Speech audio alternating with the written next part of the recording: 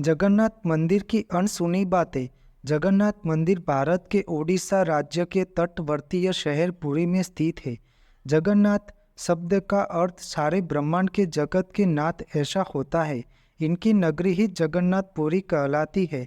यह मंदिर हिंदुओं के चारों धाम में से एक गिना जाता है, जो भगवान विष्णु के अवतार श्री कृष्ण को समर्पित है। पौराणिक अनुसार भगवान जगन्नाथ द्वारका में शयन, रामेश्वर में स्नान, बद्रीनाथ में पूजा जाता है और अपने भोजन के लिए जगन्नाथपुरी जाते हैं। यह मंदिर कलिंग शैली की स्थापत्य कला और शिल्प के आश्चर्यजनक प्रयोग से परिपूर्ण भारत के स्मारक स्थलों में से एक है। मंदिर मुख्य 214 फीट ऊंचे पाषाण चबूतरे पर बना है। इसके भीतर गर्भगृह में मुख्य देवताओं की मूर्तियां स्थापित है। इस मंदिर में 3 मुख्य देवता भगवान जगन्नाथ, उनके बड़े भाई बलभद्र और भगिनी सुभद्रा की प्रतिमा है। मुख्य मंदिर वक्र रेखीय आकार का है, जिसके शिखर पर विष्णु भगवान का श्री सुदर्शन चक्र 8 आरों का है। यह अति पावन और पवित्र माना जाता है। यह अष्ट धातु से निर्मित है। इसे नील चक्र भी कहते हैं। इस मंदिर का वार्षिक रथ यात्रा उत्सव प्रसिद्ध है। मंदिर के गर्भगृह की सफाई सोने की सावरणी से होती है। यह मंदिर वैष्णव संप्रदाय भी माना जाता है। इस मंदिर से जुड़ी कथा के अनुसार भगवान जगन्नाथ की नीलमणि से निर्मित मूल मूर्ति एक अगरू वृक्ष के नीचे से मिली थी। इतनी तेजस्वी थी कि धर्म ने उसे पृथ्वी के नीचे छुपाना चाहा और मालवा नरेश इंद्रद्युम्न को स्वप्न में यह मूर्ति दिखाई दी थी। भगवान विष्णु ने उसे बताया कि वह पुरी के समुद्र तट पर जाए और उसे एक लकड़ी का लट्ठा मिलेगा। उसी लकड़ी से मूर्ति का निर्माण कराए और उसके वह किया और लकड़ी का लट्ठा मिल ही गया।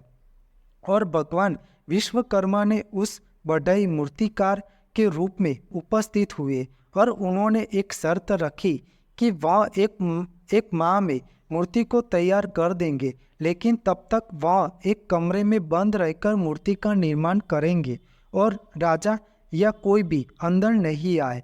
तब अंतिम दिन में कोई आवाज न आने पर राजा उत्सुकतावश राजा ने कमरे में देखा तो मूर्तियां अपूर्ण थी। उनके हाथ अभी नहीं बने थे। राजा को बहुत अफसोस हुआ और मूर्तिकार ने बताया कि सब देववश हुआ है। मूर्तियां ऐसे ही स्थापित होकर पूजी जाएगी। तब से भगवान जगन्नाथ, बलभद्र और सुभद्रा जी की मूर्तियां स्थापित की गई। भगवान श्री कृष्ण ने अपना देह त्याग किया तब वह पंच तत्व में मिल गए, पर उनका हृदय की धड़कन चालू थी। आज भी वह हृदय जगन्नाथपुरी में भगवान जगन्नाथ जी की मूर्ति में स्थापित है। यह मूर्तियां काष्ठ की बनी हुई है। प्रत्येक 12 साल में एक बार मूर्तियां नई बनवाई जाती है और वह हृदय उसमें स्थापित किया जाता है। उस दिन पूरी शहर में बिजली काट दी जाती है। पूरा अंधेरा छा जाता है और पुजारी की आंखों पर पट्टी बांध दी जाती है। उसके पहले से सीआरपीएफ की सुरक्षा से बदला जाता है। मूर्तियां का रूप और आकार वही रहता है। कहा जाता है कि उन मूर्ति की पूजा नहीं होती, केवल दर्शनार्थ रखी गई है। जगन्नाथ मंदिर का स्थान और डिजाइन इस तरह से बनाया है कि इसका सूर्य से सीधा संपर्क होता है कि सूर्य की किरणें बिना छाया डाले सीधे मंदिर पर पड़ती है और मंदिर की परछाई जमीन पर नहीं पड़ती है। जगन्नाथ मंदिर में शिखर पर स्थापित लाल ध्वजा हवा की विपरीत दिशा में ही लहराती है। आमतौर पर देवीय कृत्य माना जाता है। आश्चर्यजनक बात है कि प्रतिदिन सायंकाल मंदिर के ऊपर स्थापित ध्वजा को मानव द्वारा उल्टा चढ़कर बदला जाता है। सामान्य दिनों के समय हवा समुद्र से जमीन तरफ आती है और शाम को उसका विपरीत, लेकिन पुरी में यह उल्टा होता है। यहाँ हवा जमीन से समुद्र की ओर जाती है। मंदिर के गुंबज के आसपास कोई पक्षी उड़ता और बैठता भी नहीं है। उसके ऊपर से विमान भी नहीं उड़ाया जा सकता। जगन्नाथपुरी मंदिर दुनिया का सबसे बड़ा रसोई घर है। मंदिर के अंदर पकाने के लिए भोजन की मात्रा पूरे वर्ष के लिए रहती है। जगन्नाथ जी का प्रसाद की एकमात्र भी व्यर्थ नहीं जाती। मंदिर की रसोई 7 बर्तन को एक दूसरे के ऊपर रख के बनाया जाता है। यह मिट्टी के बर्तनों में खाना बनता है। सब कुछ लकड़ी पर पकाया जाता है। इस प्रक्रिया में शीर्ष बर्तन में रखा खाना पहले पकता है, अर्थात सबसे ऊपर से नीचे क्रम में खाना पकता है। भक्तों के लिए प्रसाद कम नहीं पड़ता। जब मंदिर के कपाट बंद होता है तब वह प्रसाद भी खत्म हो जाता है। यह भगवान जगन्नाथ जी का चमत्कार है। मंदिर के श्री द्वार में कदम रखते ही आपको समुद्र की लहरें की आवाज़ सुनाई नहीं देगी। इसे शाम को स्पष्ट रूप से अनुभव किया जा सकता है। इसी तरह मंदिर के बाहर स्वर्ग द्वार है, जहाँ मोक्ष प्राप्ति के लिए श्वप जलाए जाते हैं।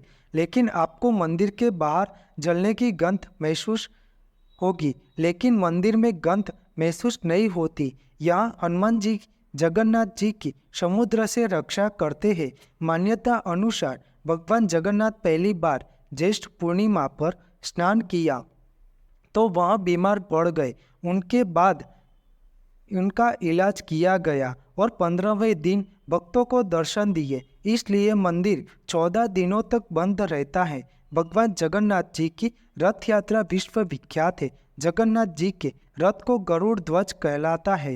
रथ पर जो ध्वज है उसे नंदी घोष कहते हैं। बलराम के रथ को ताल ध्वज से जाना जाता है। रथ के ध्वज को उड़ानी कहते हैं। जिस रस्सी से रथ खींचा जाता है उसे वासुकी कहलाता है। सुभद्रा के रथ को पद्म ध्वज कहलाता है। रथ के ध्वज को नंदी भी कहलाता है। रथ खींचने वाली रस्सी को सुवर्ण चूड़ा कहते हैं। 10वें दिन इस यात्रा का समापन होता है। यह शंकराचार्य जी का जोशी मठ भी स्थापित है। आपको मेरी यह माहिती अच्छी लगी हो तो मेरी चैनल को लाइक, शेयर, कमेंट, सब्सक्राइब करें और बेल आइकन को दबाना ना भूलें। जय स्वामीनारायण।